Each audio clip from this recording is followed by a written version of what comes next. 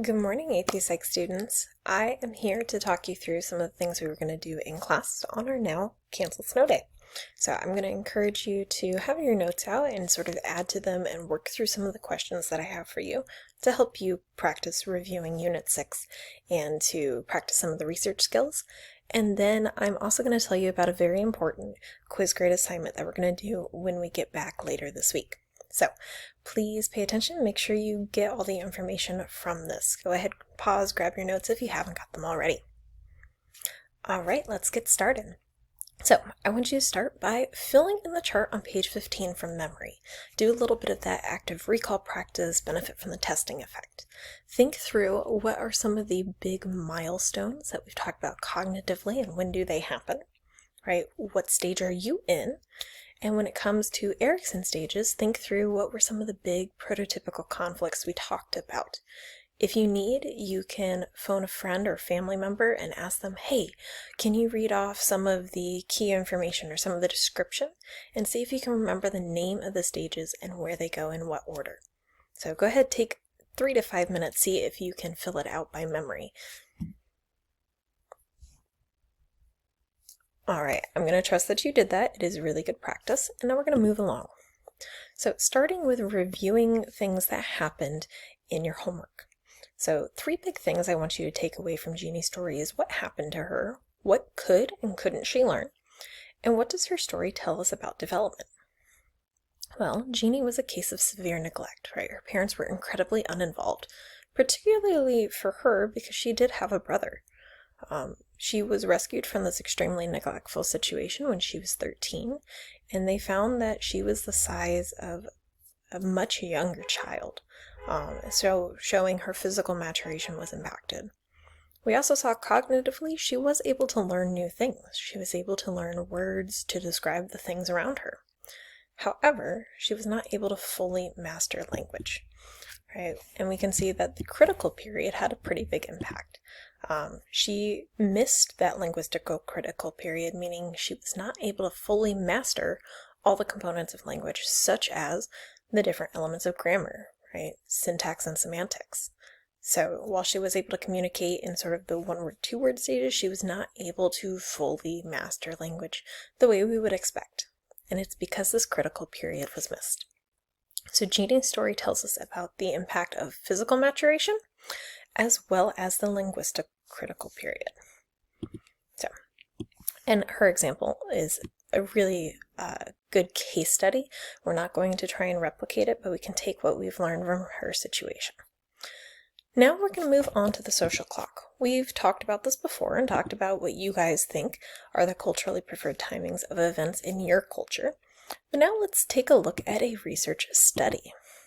So we are going to see this study here. I want you to pause and take a look at answering these questions here. All right, think about this as like an AAQ practice without me making you write one. So go ahead, pause, think through the answers to the questions. Okay, so let's kind of break this down just a little bit more. What research method was used? Well, it looks like a survey. And this is a study spanning, right, many years, right, over 30 years. So we're going to have a 1965 group that was surveyed, and then a following replication of a group in 1996. Well, knowing that the present sample is 1996, we got to know that this is an old study. This is older than your AP Psych teacher. So keep this in mind. We're almost due to do another replication of this study at this point, because it's been almost another 30 years. So this study, right, doing a survey, it can give us a lot of data, right? That we have the con of that social desirability bias. Then when we think about what the social clock is, right, we would actually want to see them answering what is the culturally preferred time? What do they feel society accepts? We may experience that bias if we were to ask them, what do you personally think versus what society is? Then we might have that social desirability bias. But in this case, it's actually kind of measuring what we want it to. So, all right, and then hopefully we have a large data sample because surveys are really great for that. Now looking at the data, what does it show?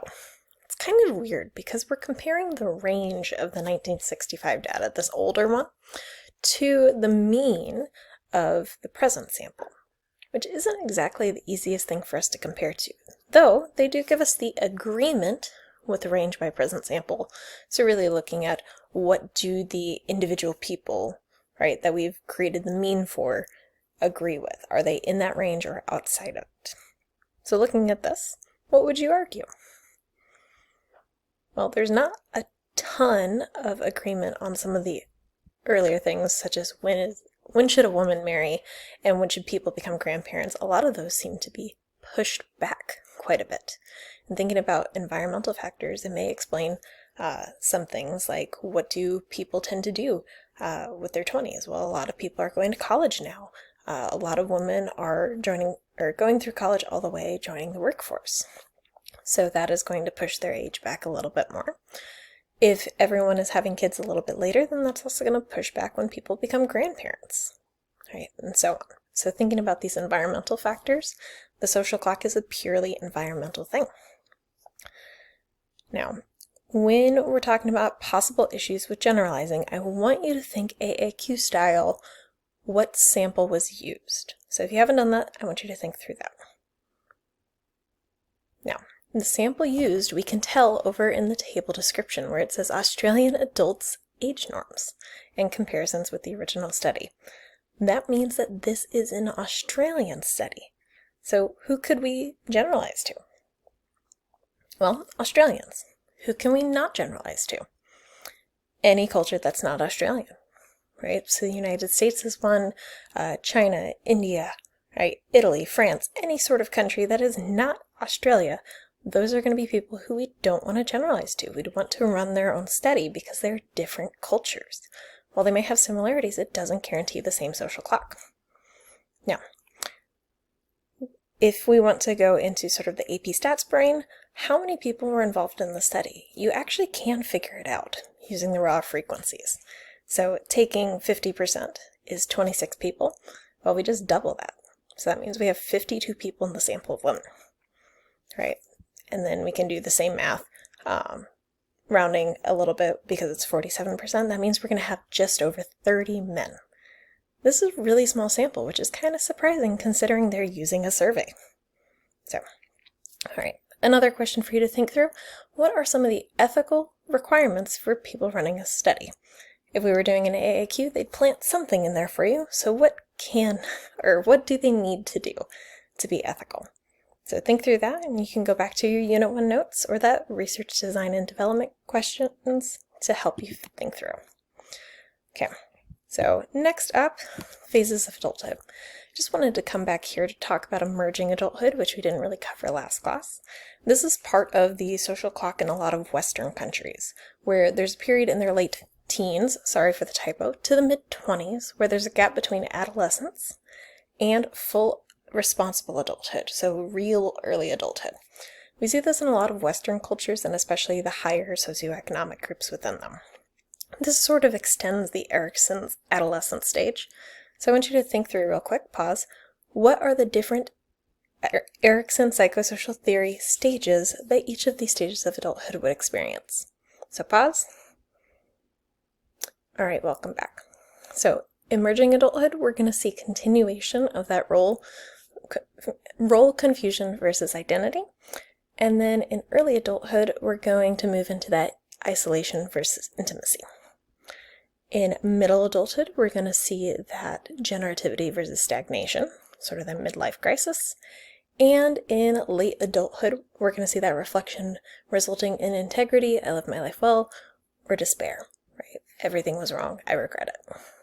So we're also going to see this physical aging lead to sort of this reflective time. They're no longer able to do as much as they used to, and we covered a lot of this last class. I wanted to bring this up because it really falls into the nature-nurture debate, whether we talk genetic programming or wear and tear theory. Can you figure out which one goes with nature, which one goes with nurture? Well, the one that says genetic is going to go with nature, and wear and tear is talking about environmental stuff, right? The way we use our body has an impact. So really tying back to that big debate. All right, and then for intelligence changes, just bringing this back, I'd love for you to go back to Unit 5 and review what are things we can do with our fluid intelligence, and what can we do with crystallized, right? And so thinking of this, what are people who are in their 30s going to be able to do versus people in their 70s, right? And what are people in their 70s going to be able to do that people in their 30s might not be as good at? So, all right. And then bringing in some different disorders, like Alzheimer's disease. We've talked about what neurotransmitter it's linked to. Can you remember? All right, it is acetylcholine. So Alzheimer's disease is going to be one of the neurocognitive disorders that we see. And if you want to check out that video of a person with Alzheimer's listening to music to sort of bring her back, you can. There's a few different neurocognitive disorders, and a lot of them are grouped into this dementia. And so this is more than just the age-associated memory loss. It is a bigger cognitive impairment where we see memory and an additional cognitive function such as language or decision-making or planning being diminished.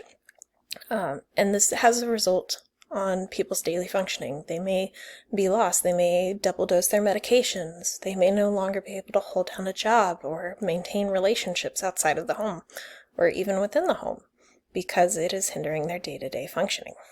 So there is a distinction of presenile dementia for before 65, though that is becoming not as much of a big deal because it's the same exact symptoms no matter what. So this is what dementia really is classified by in the psychological field. So, all right, and we've talked about Genie, so real quick, some big review things. In this, can you tell whether this is assimilation or accommodation of a schema?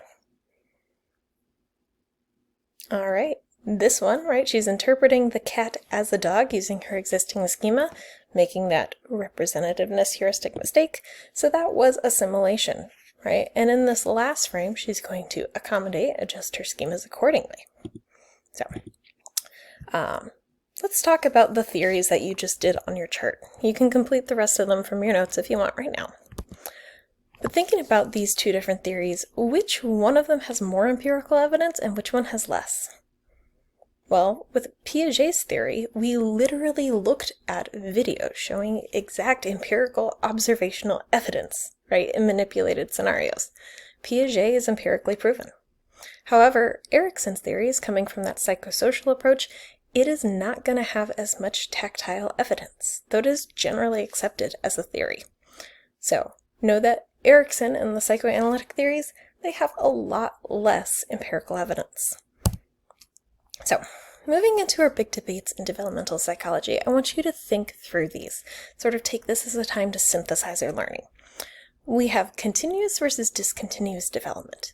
What have we learned that are gradual processes, and what have we learned are series of abrupt stages?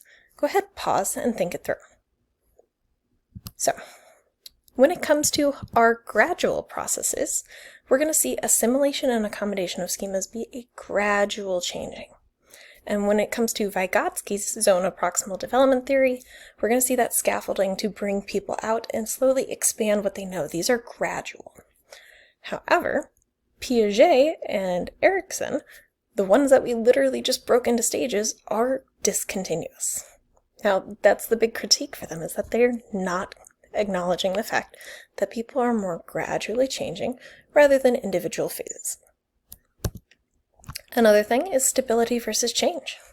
Now, you did a little bit of this on your web quest, and if you didn't, I encourage you to go to page 490 to 492 to see how temperaments and attachment styles influence our adult relationships, right? And think about how much do you think that's true, right, versus how much you think can be changed in an older age.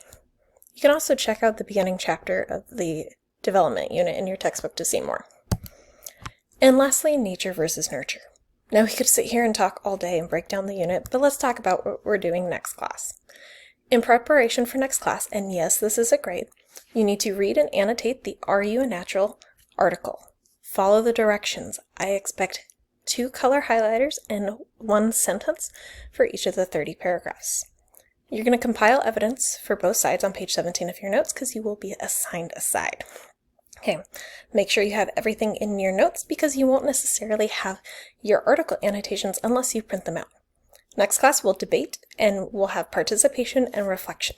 You got to complete all components, so check out the Schoology assignment for more. If you have any questions, please let me know.